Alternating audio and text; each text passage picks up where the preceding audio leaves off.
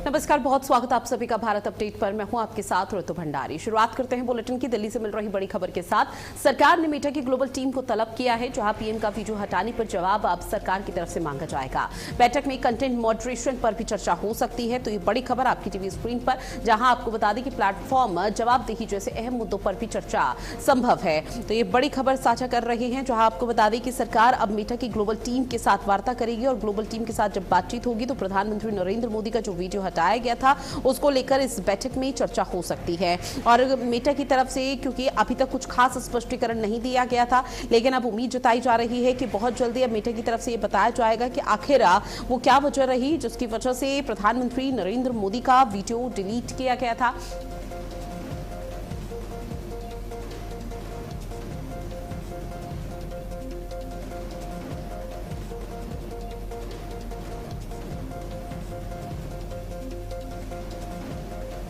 तो बैठक में कंटेंट मॉडरेशन को लेकर भी चर्चा होती हुई नजर आएगी।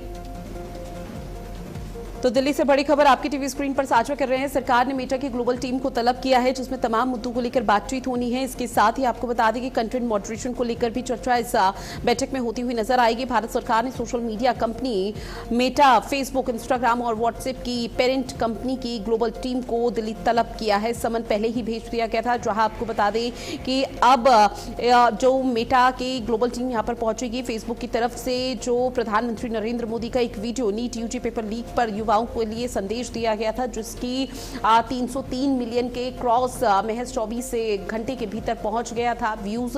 उसको लेकर अब वीडियो डिलीट कर दिया गया था, जिसके बाद सवाल पूछा जा रहा था कि आखिर पीएम मोदी का वीडियो कैसे और क्यों डिलीट किया गया। उसके बीच उसके पीछे की वजह क्या रही थी, जिसकी वजह से स्पष्टीकरण मेटा की तरफ से दिया गया था कि कुछ ग्लिच यहाँ पर आ गया था, जिसकी चलते उस वीडियो को डिलीट किया गया, लेकिन बाद में वीडियो वापस आ गया था।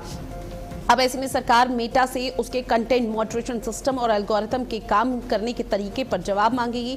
साथ ही आपको बता दें कि प्लेटफॉर्म पर बाल यौन शोषण से जुड़ी हुई सामग्री और विज्ञापनों को रोकने में हुई चूक पर सख्त सवाल भी किए जाएंगे। इसके साथ ही सोशल मीडिया पर डीप फेक, एआई जनित जो भ्रामक सूचनाएं फैलाई जाती है, उस पर लगाम कैसे लगाई जा सकती है, उन तमाम चीजों को लेकर यहां पर समीक्षा की जाएगी। तो लगातार खबर आपकी टीवी स्क्रीन पर साझा कर रहे हैं, जहां मेटा की ग्लोबल टीम अब दिल्ली आएगी और ऐसे में सरकार से बात करेगी। तो मेटा की ग्लोबल टीम को भारत तलब किया गया है, जो आईटी सचिव एस कृष्णन के मुताबिक इसके लिए 5 से 6 अगस्त की तारीख तय की गई है। मेटा के पब्लिक पॉलिसी हेड को समन दिया गया था। इसके अलावा इंस्टा के टेक्निकल हेड को भी बुलाया गया। इस दौरान पीएम मोदी का वीडियो कुछ समय पहले हटाने का जो मुद्दा भी था, उसको उठाया जाएगा। आईटी सचिव ने बकायदा बताया कि इसके अलावा सरकार मेटा के वैश्विक दल के समक्ष बाल यौन शोषण के मुद्दे पर भी बात कर सकती है कि किस तरह से सोशल मीडिया प्लेटफॉर्म उस पर काम करेगा। इस बीच अब बात करते हैं झारखंड से मिल रही एक बड़ी खबर की, जहां देवेंद्र महतो ने अनशन तोड़ दिया है। बड़ी खबर, अब पानी पीकर आंदोलन जारी रहेगा। देवेंद्र महतो जो छात्र हैं, जो लगातार आपको बता दें जेपीएससी और जेएसएससी पेपर लीक को लेकर, उनके भविष्य को लेकर, छात्रों के भविष्य को लेकर यहां पर प्रदर्शन कर रहे थे, अब आंदोलन जारी रहेगा, क्योंकि सोनम वांगचुक से उन्होंने बात की। अब सोनम वांगचुक के कहने पर देवेंद्र नाथ महतो ने अनशन तोड़ दिया है, पानी पी लिया है, लेकिन उनका सीधे तौर पर कहना कि आंदोलन अभी भी जारी रहेगा। पानी पीकर ही वो इस आंदोलन को जारी रखेंगे, जब तक झारखंड में सोरेन सरकार उनकी बात को और मांगों को सुन नहीं लेती है। क्योंकि आपको बता दें कि बिना अन्न जल से 3 दिन से अनशन पर बैठे थे देवेंद्र महतो। उनकी तबियत भी लगातार खराब हो रही थी, डॉक्टर्स लगातार उनका हेल्थ चेकअप कर रहे थे। देवेंद्र महतो से सोनम वांगचुक की बात हुई और वांगचुक ने रांची के प्रदर्शनकारियों से भी इस दौरान बात की है, वीडियो कॉल के माध्यम से, जहां पर उन लोगों का हालचाल जाना। और ऐसे में तस्वीर भी आपकी टीवी स्क्रीन पर, जहां देवेंद्र महतो जो खुद छात्र हैं, लेकिन छात्रों के भविष्य को लेकर लगातार प्रदर्शन यहां पर किया जा रहा था। लेकिन अब लोगों की तरफ से सवाल ये पूछा जा रहा है कि देश की राजधानी जंतर मंतर पर तो प्रदर्शन को व्यापक स्तर पर बना दिया गया था, एक बड़े लेवल पर छात्रों का आह्वान यहां पर कर दिया गया था, जिसमें कांग्रेस जनता पार्टी और कई विपक्षी पार्टियों की भूमिका रही। लेकिन अब उन विपक्षी पार्टियों को आखिर झारखंड नजर क्यों नहीं आ रहा है? वो कांग्रेस पार्टी कहां है? क्योंकि कांग्रेस गठबंधन में वहां पर जेएमएम के साथ है, हेमंत सोरेन की सरकार वहां पर है। हेमंत सोरेन अभी तक संज्ञान नहीं ले रहे और शिक्षा का जो वहां पर मंत्रालय है वो हेमंत सोरेन के पास है, लेकिन अभी तक किसी तरह का कोई एक्शन क्यों नहीं लिया गया?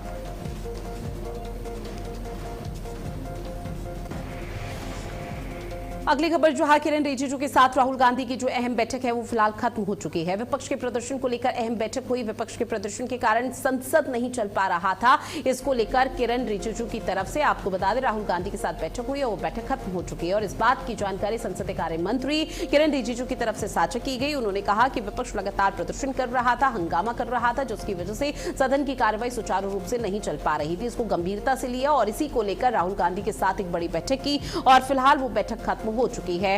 हालांकि राहुल गांधी ने हामी भरी है कि जो उनके मुद्दे हैं, जो उनके सवाल हैं, वो यहां पर पूछे जाएंगे। सत्तापक्ष उन सवालों के जवाब दे तो ज्यादा बेहतर है, सदन की कार्यवाही सुचारू रूप से चलेगी। साथ ही संसदीय कार्य मंत्री की तरफ से किरण रिजिजू की तरफ से यहां पर आश्वासन भी दिया गया राहुल गांधी को और यह भी कहा गया कि विपक्ष अगर नारेबाजी ना करे तो जनहित के मुद्दे और जो तमाम प्रस्ताव हैं जो पटल पर रखे जाएंगे, जो कि पूर्ण बहुमत के साथ पास हो जाएंगे, उन पर बातचीत हो सकती है। तो बड़ी खबर जहां आपको बता दें कि किरण रिजिजू और राहुल गांधी के बीच में वार्ता हो रही थी, बैठक हो रही थी, वो अहम बैठक फिलहाल खत्म हो चुकी है। किरण रिजिजू के साथ राहुल गांधी की जो बैठक खत्म हुई है उसके बाद अभी किरण रिजिजू की तरफ से स्टेटमेंट बकायदा सामने आया कि विपक्ष लगातार हंगामा कर रहा था, जिसकी वजह से सदन की कार्यवाही नहीं चल रही थी। लेकिन अब माना जा रहा है कि बैठक के बाद दोपहर 2 बजे तक जो कार्यवाही लोकसभा की स्थगित हुई है उसके बाद शायद जो कुछ सदन की कार्यवाही वो सुचारू रूप से चल पाएगी। किसी भी तरह से हो हल्ला विपक्षी पार्टी की तरफ से नहीं किया जाएगा, लेकिन विपक्ष अभी भी मान नहीं रहा है। तमाम ऐसे मुद्दे हैं जिसको लेकर विपक्षी पार्टी की तरफ से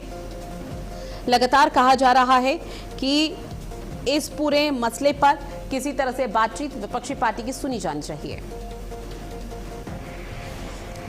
अगली खबर जो बीजेपी के प्रवक्ता गौरव भाटिया ने प्रेस वार्ता की है। गौरव भाटिया ने विपक्ष पर निशाना साधा है। राहुल गांधी सदन नहीं चलने देते हैं, विपक्ष की तरफ से यहां पर विपक्ष पर आरोप लगाया गया। राहुल गांधी सिर्फ देश को बांटने का काम करते हैं, गौरव भाटिया ने कहा। साथ ही उन्होंने कहा राहुल गांधी चर्चा से भागने का प्रयास कर रहे हैं। तो बड़ी खबर जहां गौरव भाटिया की तरफ से प्रेस कॉन्फ्रेंस की गई और इस दौरान कांग्रेस पार्टी पर निशाना साधा गया जमकर। साथ ही उन्होंने कहा कि सदन की कार्यवाही जब चलती है तो राहुल गांधी और उनकी पार्टी के जो तमाम विधायक हैं उनकी तरफ से प्रदर्शन किया जाता है, सांसदों की तरफ से। और ऐसे में राहुल गांधी सदन नहीं चलने देते हैं क्योंकि उनकी रणनीति सीधे तौर पर साफ है, उनकी मंशा सीधे तौर पर साफ है कि सदन की कार्यवाही को नहीं चलने दिया जाएगा। इसके साथ ही देश को बांटने का भी गंभीर आरोप यहां पर गौरव भाटिया की तरफ से लगाया गया और कहा कि राहुल गांधी चर्चा से भागने का प्रयास करते हैं। तो ये बड़ी खबर बीजेपी के राष्ट्रीय प्रवक्ता है गौरव भाटिया, जिन्होंने प्रेस कॉन्फ्रेंस की और प्रेस कॉन्फ्रेंस के माध्यम से बकायदा ये कहा गया कि राहुल गांधी सदन नहीं चलने देते हैं। राहुल गांधी सिर्फ देश को बांटने का काम करते हैं। साथ ही गौरव भाटिया ने कहा कि राहुल गांधी चर्चा से भागते हैं। तो ये बड़ी खबर आपकी टीवी स्क्रीन पर साझा कर रहे हैं, जहां विपक्षी पार्टी पर निशाना साधते हुए गौरव भाटिया नजर आए हैं।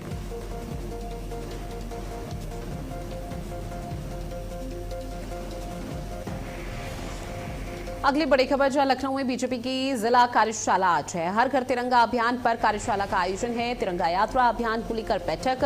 आपको बता दें कि हल्दवासिया कोर्ट में जिला कार्यशाला होगी। लखनऊ महानगर बीजेपी का विशेष आयोजन है क्योंकि 11 अगस्त से हर घर तिरंगा अभियान की शुरुआत हो रही है।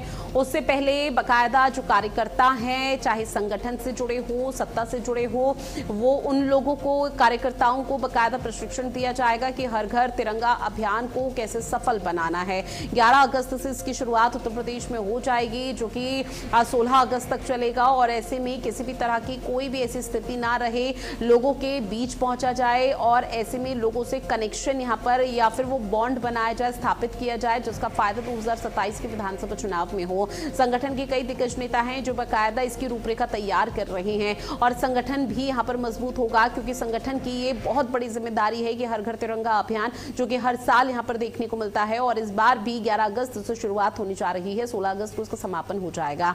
ऐसे में लोगों से भी अपील की जा रही है और जो कार्यकर्ताओं को प्रशिक्षण दिया जाएगा उनको भी कहा जाएगा कि घर घर जाकर डोर टू डोर कैंपेन ये यहाँ पर चलाया जाए और लोगों को से अपील की जाए कि अपने घरों की छत पर, अपने कार्यालय की छत पर या फिर संस्थान प्रतिष्ठान है व्यापारियों के, तो उसकी छत पर एक तिरंगा जरूर लगाएं ताकि देशभक्ति हर किसी के जहन में यहाँ पर नजर आ पाए। और हर घर तिरंगा अभियान को लेकर कार्यशाला का विशेष तौर पर आयोजन किया जा रहा है और ये आयोजन बेहद जरूरी, जहां आपको बता दें कि इस आयोजन को लेकर लगातार रूपरेखा तैयार की जा रही है और ऐसे में अब महज इंतजार किया जा रहा है जब इस कार्यशाला की शुरुआत हो जाएगी तो उस दौरान कार्यकर्ताओं को कैसे सीख दी जाती है, कैसे प्रशिक्षण दिया जाता है, क्या ट्रेनिंग दी जाती है और ट्रेनिंग के बाद ये कार्यकर्ता अपनी भूमिका, अपनी सहभागिता कैसे निभाते हुए नजर आते हैं।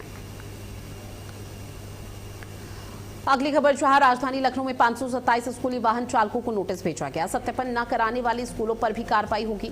आपको बता दें कि मिशन भरोसा अभियान के तहत परिवहन विभाग सख्त है। सूची में आपराधिक पृष्ठभूमि वाले चालक भी शामिल हैं। बच्चों की सुरक्षा को लेकर प्रशासन ने अब निगरानी बढ़ा दी है। तो बड़ी खबर आपकी टीवी स्क्रीन पर, जहां मिशन भरोसा अभियान के तहत परिवहन विभाग अब पूरी तरह से एक्शन मोड में है और इसी के चलते सूची में आपराधिक पृष्ठभूमि वाले जो चालक हैं उनको भी शामिल किया गया है। बाकायदा सूची यहाँ पर बनाई गई है जहां बच्चों की सुरक्षा को लेकर प्रशासन ने अब निगरानी बढ़ा दी है। कोई भी बड़ा हादसा ना होने पाए जिसमें बच्चों की जान जाए या फिर बच्चे घायल हो जाएं, तो उसको लेकर विशेष तैयारी की जा रही है। तकरीबन लखनऊ में 527 स्कूली वाहन है जहां पर चालकों को नोटिस भेज दिया गया। वेरिफिकेशन किया जाएगा, इंस्पेक्शन किया जाएगा और सत्यापन ना कराने वाले स्कूलों पर भी अब कार्रवाई की जाएगी।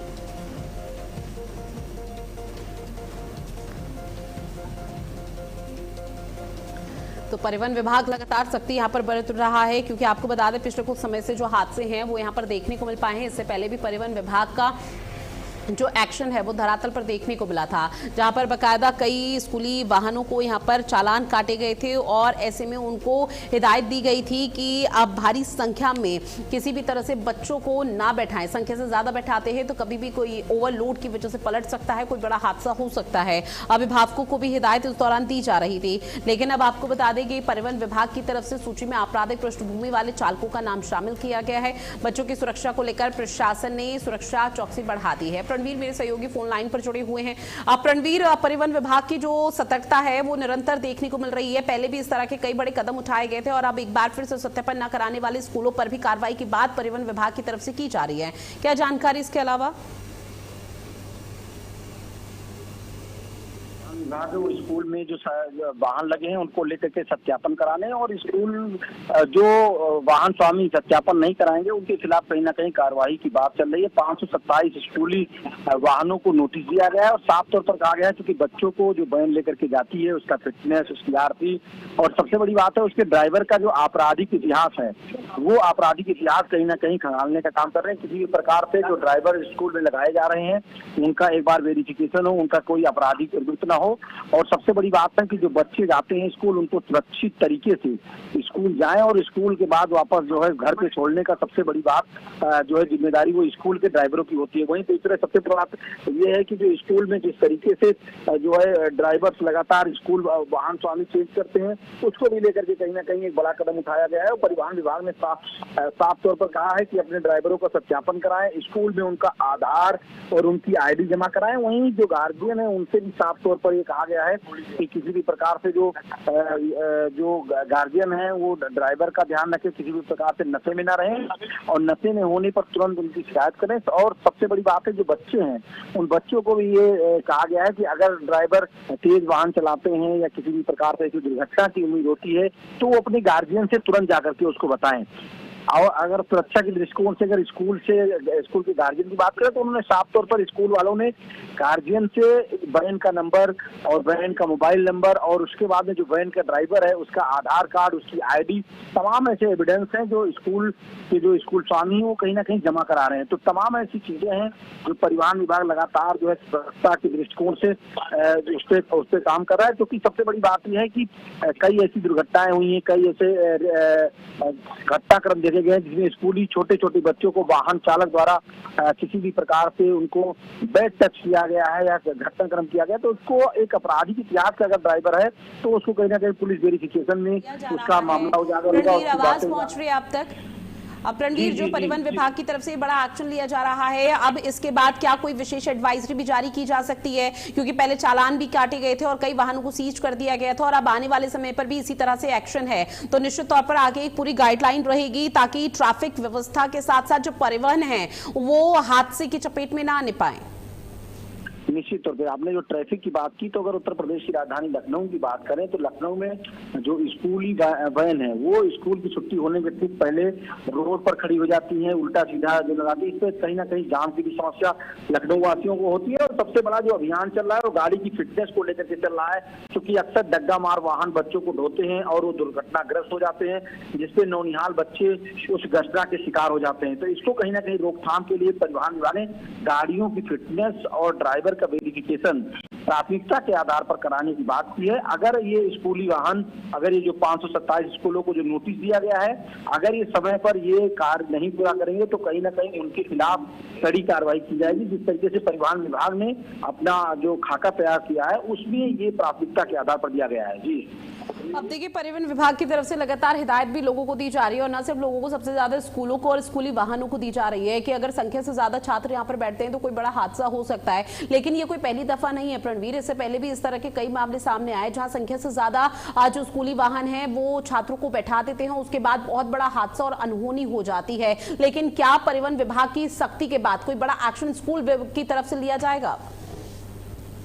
निश्चित तौर पे जो स्कूल हैं और स्कूल के जो खास तौर पर जो गार्जियन है, आपको बता दें कि गार्जियन भी अब कहीं ना कहीं जागरूक हैं। वो अपने बच्चों को किसी भी ड्राइवर के साथ अगर भेज रहे हैं स्कूल, तो वो भी कहीं ना कहीं उससे एक अपडेट लेते हैं, उनके जो ड्राइवर हैं उनका वेरिफिकेशन कराते हैं, उनका आधार लेते हैं और उनके गाड़ी मालिक के साथ साथ जो बच्चे हैं बच्चों से भी लगातार पूछताछ करते रहते हैं कि रास्ते में आपको स्कूल ले जाते वक्त ड्राइवर का क्या बिहेवियर रहा, क्या उन्होंने किस तरीके से गाड़ी चलाई, गाड़ी की फिटनेस के बारे में तमाम चीजें हैं जो कहीं ना कहीं सतर्कता बरती जा रही है। और खास तौर पे जो स्कूल हैं, स्कूल भी गार्जियन से लगातार नोटिस के आधार पर इसे मांग रहे हैं कि आप नोटिस के आधार पर अपने ड्राइवर का नंबर, अपने गाड़ी वाहन स्वामी का नंबर, तमाम ऐसे नंबर्स हैं जो कि आप वहां पर भेजिए, स्कूल में दीजिए, तभी जाकर के उनको स्कूल में अनुमति मिल रही है। क्योंकि जो स्कूल की जिम्मेदारी है वो कहीं ना कहीं जिम्मेदारी बढ़ जाती है। बिल्कुल, अब आगे किस तरह से रूपरेखा तैयार की जाती है स्कूलों की तरफ से, परिवहन विभाग की तरफ से, वो देखना बेहद महत्वपूर्ण। बहरहाल आपने जानकारी साझा की उसके लिए बहुत शुक्रिया प्रणवीर आपका।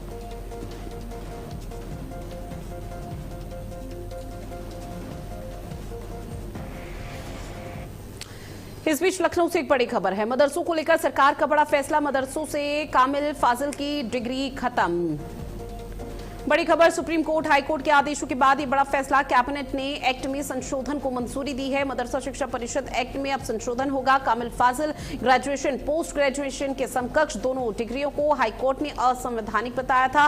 जिनके पास पहले से डिग्री, उनकी वैधता बनी रहेगी। तो ये बड़ी अपडेट आपकी टीवी स्क्रीन पर साझा कर रही है। आपको बता दें कि जब सरकार की तरफ से कल बड़ा फैसला लिया गया था तो कुछ मदरसों की तरफ से और मुस्लिम धर्मगुरुओं की तरफ से आपत्ति दर्ज कराई जा रही थी। हालांकि सरकार की तरफ से हवाला दिया जा रहा है कि सुप्रीम कोर्ट ने 2024 में जो आदेश दिया था उसी के तहत ये बड़ा बदलाव किया गया है। लेकिन अब एक संशोधन और यहां पर कर दिया गया है, क्योंकि ये कल से ही आधिकारिक तौर पर पूरे प्रदेश भर में लागू हो गया था कि कामिल और फाजिल यानी कि ग्रेजुएशन और पोस्ट ग्रेजुएशन की जो डिग्री है उसकी समाप्ति है। यानी कि मदरसा कक्षा 1 से कक्षा 12वीं तक के जो छात्र हैं वो पढ़ सकते हैं मदरसों में, लेकिन अगर उनको डिग्री लेनी है या तो उसके बाद यूजीसी से जो एफिलेटेड यहां पर यूनिवर्सिटी है वहां पर दाखिला लेना होगा। यूजीसी के नाम की बकायदा डिग्री उनके पास होगी, तभी वो रोजगार की तलाश में किसी बड़े पद पर जा सकते हैं या रोजगार उनको मिल सकता है आसानी से। लेकिन उसके बावजूद लगातार सवाल ये पूछे जा रहे हैं कि जो 33,000 छात्र हैं उनका क्या होगा, क्योंकि ये 33,000 छात्र वो हैं जो कामिल फाजिल ग्रेजुएशन और पोस्ट ग्रेजुएशन की डिग्री मदरसा से ले रहे थे। उनके 3 साल 2 साल लगभग पूरे हो ही रहे थे, लेकिन इस बीच सरकार का ये फैसला जिसको डिग्री को रद्द कर दिया गया था। लेकिन अब इस बीच ग्रेजुएशन के समकक्ष दोनों डिग्रियों को हाईकोर्ट ने असंवैधानिक बताया था। जिनके पास पहले से डिग्री, उनकी वैधता अब बनी रहेगी, उन पर कोई भी यहां पर आंच नहीं आएगी। हालांकि उस दौरान सवाल ये भी उठ रहे थे कि शिक्षकों का क्या होगा, लेकिन शिक्षकों की नौकरी भी पूरी तरह से सेफ है और जिनके पास पहले से डिग्री है उनकी डिग्री वैधता बनी रहेगी। अगली खबर जो उत्तर प्रदेश विधानसभा मानसून सत्र में विपक्ष पूरी तरह से हमलावर है। अब समाजवादी पार्टी के विधायक लगातार राम मंदिर चंदा चोरी का मुद्दा उठा रहे हैं। ऐसे में समाजवादी पार्टी के तमाम विधायक आज चौधरी चरण सिंह की प्रतिमा के पास विरोध प्रदर्शन करते हुए नजर आ रहे हैं और साफ तौर पर यूपी की योगी सरकार पर निशाना साध रहे हैं। प्रदर्शनकारी लगातार नारेबाजी कर रहे हैं। उनका सीधे तौर पर कहना है कि अयोध्या में चंदा चोरी नहीं रोक पाए तो वो प्रदेश को कैसे सुरक्षित रख पाएंगे।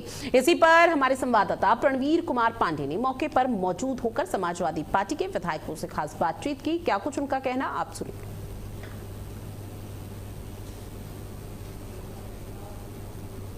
ब्राह्मण समाज के लोग पहले तो श्रद्धांजलि अर्पित करेंगे जनेश्वर मिश्रा जी को, और आज ब्राह्मण समाज संघर्ष कर रहा है। उत्तर प्रदेश में इस आबकारी सरकार को हटाने के लिए केवल एक विकल्प है, वो विकल्प है अखिलेश यादव जी। उत्तर प्रदेश में 27 में सैकड़े में नहीं पहुंचेगी भाजपा। ब्राह्मण समाज ने मन बना लिया है, जो उसका उत्पीड़न हो रहा है, जो उसको राम मंदिर में चढ़ावा चोरी हुई, इसका सबका अपमान का बदला समाज हमारा लेने जा रहा है। साथ ही मुरादाबाद में वरिष्ठ पुलिस अधीक्षक सतपाल अंतिल ने जिले की प्रशासनिक व्यवस्था और कानून व्यवस्था और अधिक सुदृढ़ बनाने के लिए पुलिस महकमे में एक बड़ा फेरबदल कर दिया है। अब जारी शासन आदेश के मुताबिक विभागीय कामकाज में तेजी लाने और सुरक्षा व्यवस्था को चाक चौबंद करने के उद्देश्य से उठाया गया कदम है, जहां पुलिस विभाग के उच्च स्तरीय और उच्च पदस्थ सूत्रों के अनुसार ये फेरबदल लंबे समय से प्रतीक्षित था, जहां एसएसपी सतपाल अंतिल ने कार्य कुशलता और प्रशासनिक आवश्यकताओं को ध्यान में रखते हुए निरीक्षकों के तबादले किए।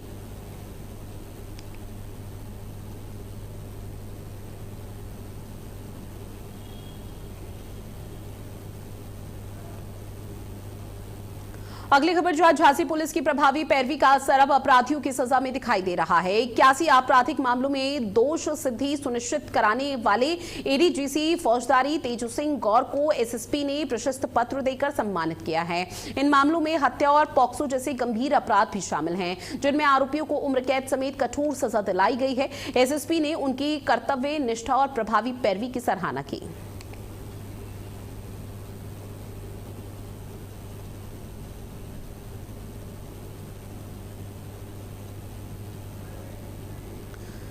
तो देखिए झांसी की तस्वीर आपकी टीवी स्क्रीन पर, जो हत्या और पॉक्सो केस में अब सजा मिली है, और ऐसे में आपको बता दें कि अपराधियों को सजा दिलाने में अहम भूमिका यहां पर निभाई जा रही है, और उसी को लेकर एसएसपी ने प्रशस्ति पत्र देकर सम्मानित किया। 81 आपराधिक मामलों में दोष सिद्धि सुनिश्चित की गई है।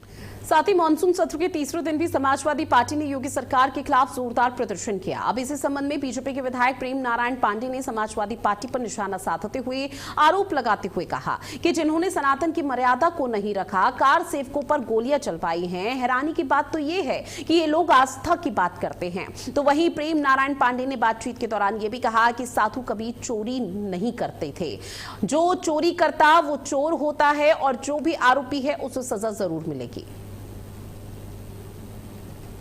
तीसरा दिन है, और जिस तरीके से समाजवादी पार्टी ने राम मंदिर चंदा चोरी मामले को मुद्दा बनाया हुआ, लगातार वो लोग प्रदर्शन कर रहे हैं।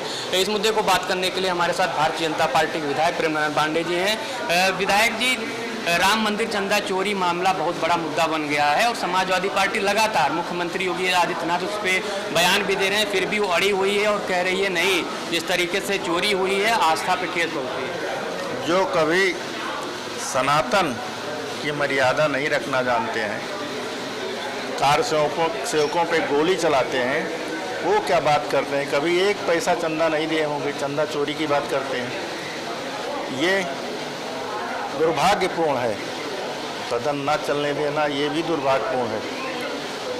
वो कल सतीश महाना जी ने एक बयान दिया था, और उनको जो 3 मुस्लिम विधायकों का नाम लेकर कहा था, और तमाम विधायकों को, कि अगर आपने चंदा दिया तो रसीद दिखाएं। उस पर ओवैसी का तंजाया है कि क्या ऐसा हिंदू विधायक को भी सतीश महाना कह सकते हैं?